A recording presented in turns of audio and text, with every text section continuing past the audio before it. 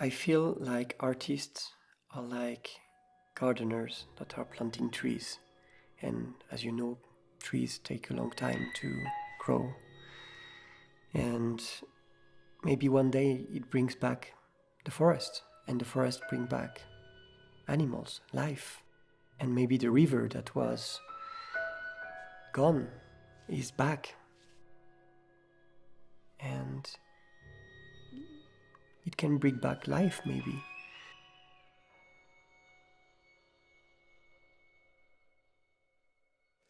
Well, I'm writing now the violin part that Caroline will play with me. We knew that it was snowing today.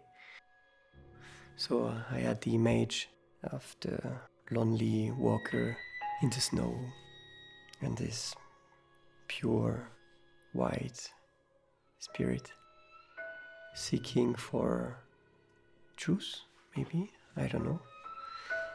Maybe, seeking for answers, listening to himself, because the nature is silent. This is the best moment for listening to yourself, when everything is silent around you. So this piece is related to this movement of the inner emotions that could come up, like the thoughts could come up with a movement, and then you let it go, and then it comes back to the piece. So it's the inner voice that are inside of us that I try to express in this piece.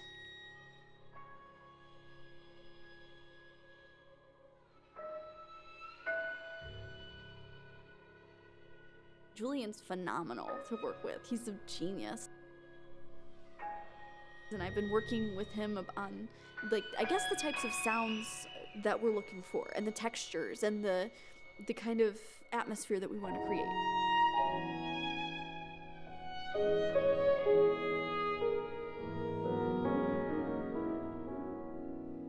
But he's wonderful at actually writing down the note, the notation, so I can actually play it, like the harmonics. The idea of the harmonics on the violin is that it makes the violin whistling.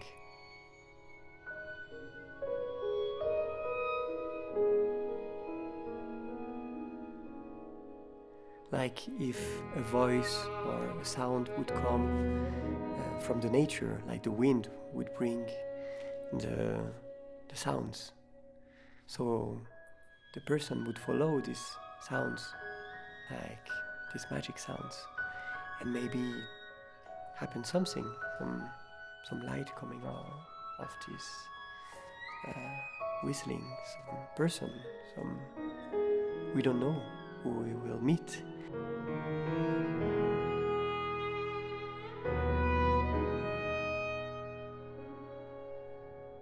And so yes, we had the idea of the harmonics for that, the personification of the mystery.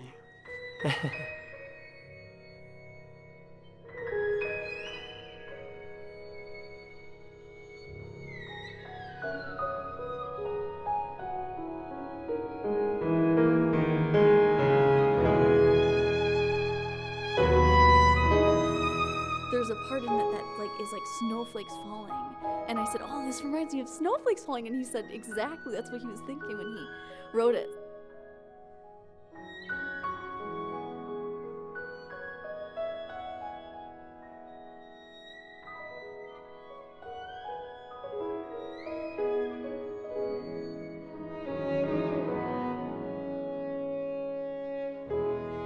When I improvise, I'm trying to let go everything, so I'm conscious in a way of what I'm doing, but in another sense I'm completely letting go.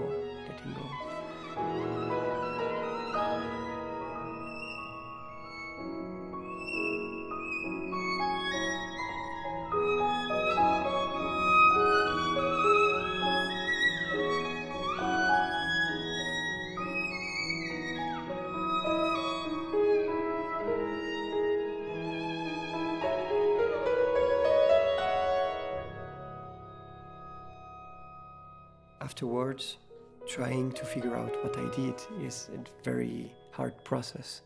And in order not to bring the intellect to decide and let the inner voice decide.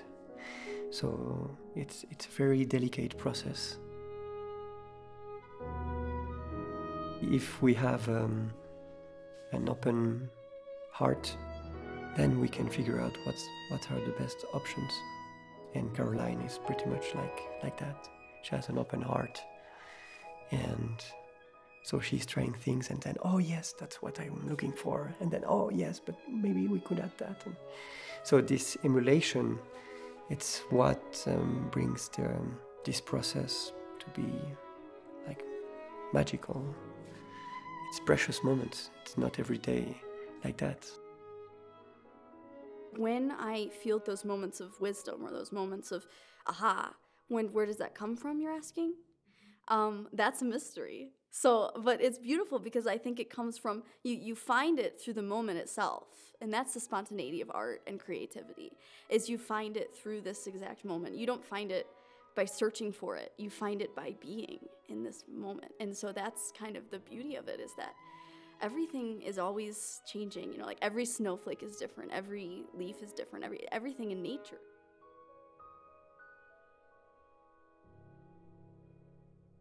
Beethoven, he called himself like the keeper of the nature.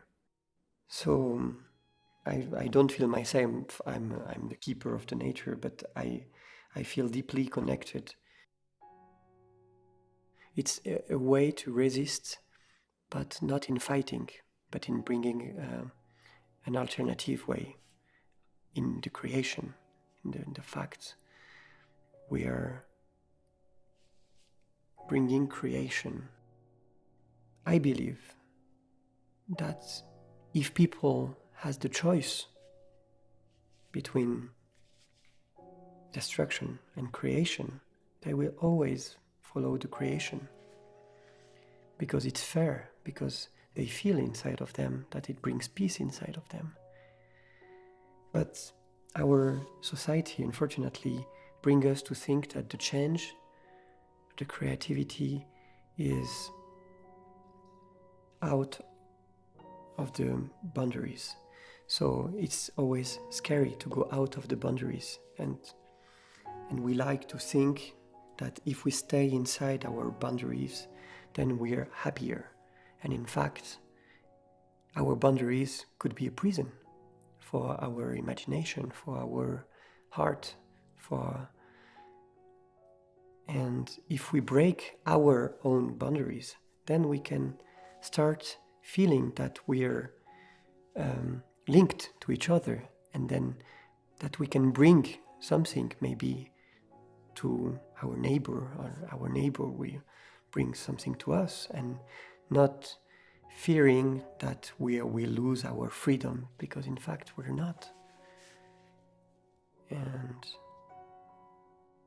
I feel pretty much that having the chance to be here, to play the music, to be related to different artists, and to know them and to work with them, it brings these boundaries to disappear for myself, and I see the result, this feeling that I get. And maybe when people will listen to the music, not mine, but the music of Chopin, the music of Beethoven, the music of the great composer, maybe it is the goal to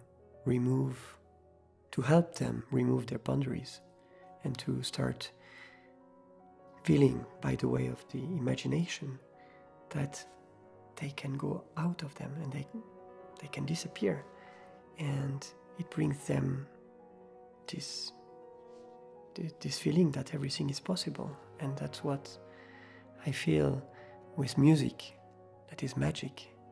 It can bring you to imagine a better life, better future. And that's why I keep the faith, because normally, you know, when you see on TV what's going on in the world and everything that is going, bad for the people, the suffering, and it can put you down, can put the creativity down and the will to do something, to stop any how can I say, to stop you from the creativity. Sometimes I had difficult times that I thought I'm not related, first to myself and secondly to what I'm doing. So like an imposter, someone that is not at his place in this world. But when you go out of this turbulence, of this storm, inner storm, and you start seeing the light coming out of the tunnel, then you can there is a scientist that says that when you're in a dysphoric state, then you can't create.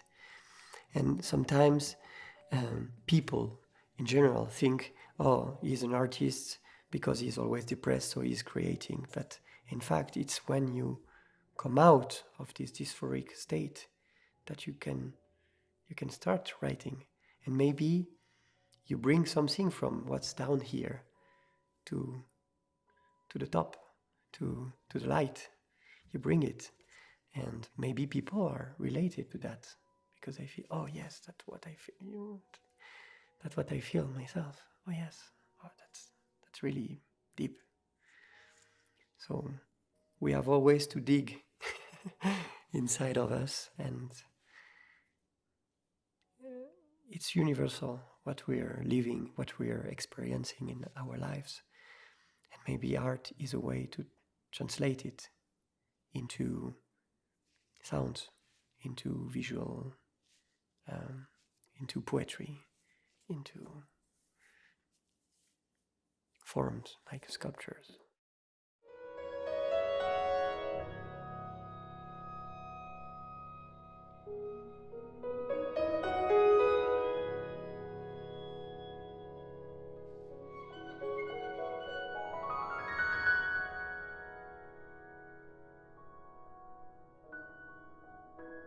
And the good news is that we are born with the kindness and with the open heart.